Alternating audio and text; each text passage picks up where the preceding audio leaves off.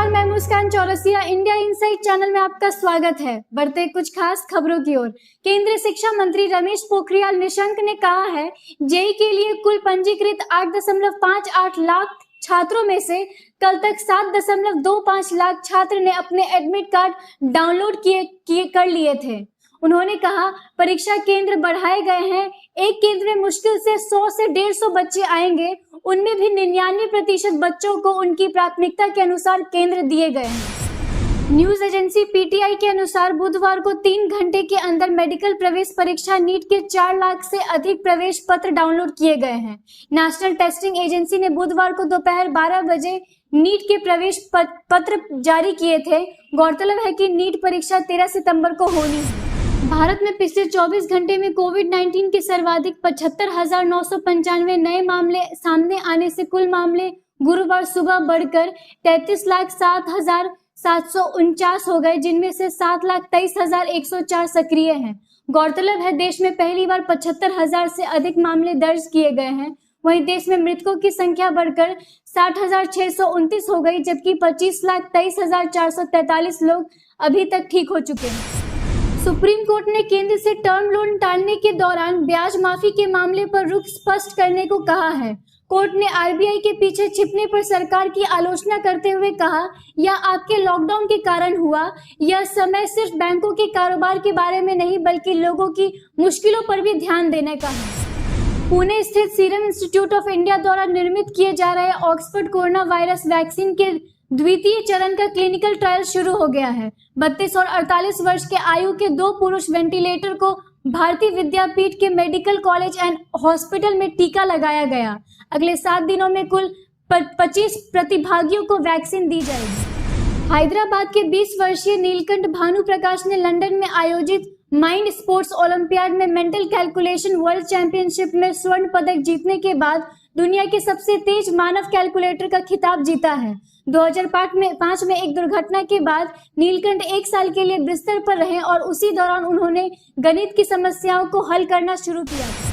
पश्चिम बंगाल की मुख्यमंत्री ममता बनर्जी ने कहा है कि अरबपति मुकेश अंबानी की रिलायंस जियो राज्य में केबल लैंडिंग स्टेशन बनाएगी, जिससे यूरोपीय और एशियाई देशों के साथ राज्य की कनेक्टिविटी बढ़ेगी। उन्होंने कहा, वे 1,000 करोड़ रुपए से अधिक निवेश करेंगे। जियो ने स्टेशन बनाने के लिए बोली लगाई थी और राज्य सरकार ने उन्हें भूमि आवंटित की है।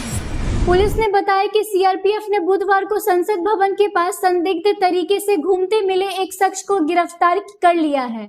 जम्मू कश्मीर के बडगाम का निवासी होने का दावा करने वाला इस शख्स के पास एक कागज था जिस पर कुछ कोड जैसे कैरेक्टर्स थे। पुलिस के मुताबिक उसके बैकपैक से अलग अलग नाम के 2 आईडी भी बरामद हुए। नीति आयोग के सीईओ अमिताभ कांत ने कहा कि 5 साल पुराना यूनिफाइड पेमेंट्स इंटरफेस यानी यूपीआई दशकों पुराने वीजा और मास्टर कार्ड को अगले 3 साल में भुगतान के पसंदीदा तरीकों के मामले में पीछे कर देगा। कांत ने कहा कि सालाना 1800 करोड़ लेन देन के साथ यूपीआई 800 करोड़ लेन देन वाले एमएक्स से आगे निकल गया है।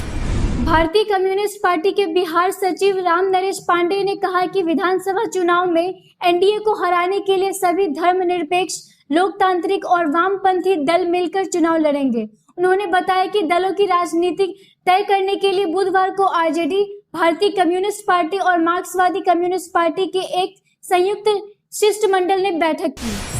पटना में खराब सड़कों और बिजली के खंभे नहीं गाड़े जाने को लेकर पटना हाईकोर्ट ने नगर निगम सहित south Bihar power distribution company तथा नगर पारिषद को नोटिस जारी कर जवाब तलब किया है। मुख्य न्यायाधीश न्यायमूर्ति संजय करोल व न्यायमूर्ति एस कुमार की खंडपीठ ने 2 हफ्ते के भीतर जवाबी हल्फनामा दायर करने को कहा है। मुजफ्फरपुर बालिका गृह कांड के दोषी ब्रजेश ठाकुर के खिलाफ पटना की विशेष अदालत में मनी लॉन्ड्रिंग का मामला चल सकता है।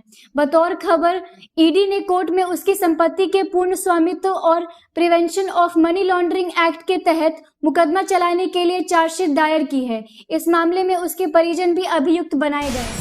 आरबीआई की गवर्नर शक्तिकांत दास ने गुरुवार को एक कार्यक्रम के दौरान कहा, हमने अपने तर्कस के सारे तीर खत्म नहीं किए हैं, चाहे वह दरों में कटौती हो या अन्य नीतिगत फैसला, हम स्थिति पर नजर रखे हुए हैं। उन्होंने कहा, आरबीआई द्वारा कोविड-19 के लिए उठाए गए कदम स्थायी नहीं हो सकते, लेकिन उन्हें जल्द वापस नहीं लिया जाएगा। गुजरात के भरूच के एक गांव में गुरुवार को पड़ोसी के घर की दीवार 5 लोगों के परिवार पर गिरने के चलते 2 बच्चियों की मौत हो गई। मृतक बच्चियों की उम्र 12 व 13 वर्ष थी। इससे पहले पंचमहाल जिले में 10 अगस्त को एक मकान ढहने से एक ही परिवार के 3 लोगों की मौत हो गई। लखनऊ प्रशासन ने गुरुवार को डालीबाग में बसपा विधायक व गैंगस्टर मुख्तार अंसारी के अवैध कब्जे वाली 2 इमारतें ढहा दी, जिसका वीडियो सामने आया है। प्रशासन के मुताबिक इमारतें ढहाने का खर्च अंसारी से वसूला जाएगा और जिन अधिकारियों के अंतर्गत यह निर्माण हुआ उनकी जिम्मेदारी तय की जाएगी। ये इमारतें अंसारी के बेटों के नाम पर थी।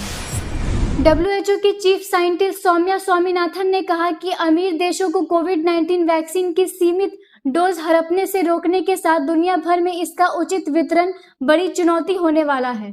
उन्होंने कहा 2021 में शुरुआत में हमारे पास कुछ खुशखबरी होनी चाहिए। स्वामीनाथन के मुताबिक भारत अच्छी स्थिति में है क्योंकि कई कंपनियां वैक्सीन के विकास में लगी हैं। न्यूज एजेंसी रॉयटर्स के मुताबिक चीन के अलीबाबा समूह ने दोनों देशों के तनाव के बीच भारतीय कंपनियों में निवेश की योजना पर रोक लगा दी है। समूह कम से कम अगले 6 महीने तक भारत में कोई नया निवेश नहीं करेगा। अलीबाबा समूह और इसकी सहयोगी कंपनियों ने 2015 से भारतीय कंपनियों में $2 अरब से अधिक निवेश किया है।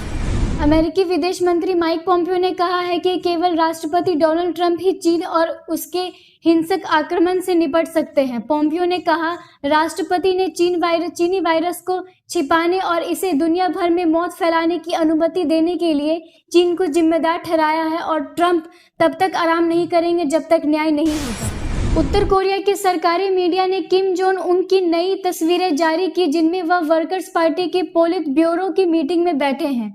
उन्होंने कोविड-19 और तूफान की रोकथाम के कदम उठाने को कहा। नई तस्वीरें दिवंगत दक्षिण कोरियाई राष्ट्रपति किम दे जुंग के पूर्व सहयोगी द्वारा किम जोंग उन के कोमा में होने के दावे के बाद आई है। 3 मैच की घरेलू सीरीज 1-0 से जीतने के बाद इंग्लैंड ने पाकिस्तान के खिलाफ 10 साल में पहली टेस्ट सीरीज जीती है। इसके साथ 15 मैच में 292 अंकों के साथ विश्व टेस्ट चैंपियनशिप में इंग्लैंड तीसरे जबकि 166 अंकों के साथ पाकिस्तान 5वें स्थान पर है। 9 में से 7 मैच जीता भारत शीर्ष पर है। आज भारतीय शेयर बाजार में मामूली बढ़त दर्ज की गई। सेंसेक्स 40 वहीं निफ्टी 10 अंक की बढ़त के साथ हुआ। आखिर में आज का इतिहास। आज ही के दिन 1859 में टाटा पावर, टाटा स्टील और टाटा केमिकल के संस्थापक दोराबजी जमशेदजी टाटा का बॉम्बे में जन्म हुआ था। आज के लिए बस इतना ही। इसी के साथ मेरे वीडियो को लाइक और शेयर कर मेरे चैनल को सब्सक्राइब जरूर करें। जय हिंद।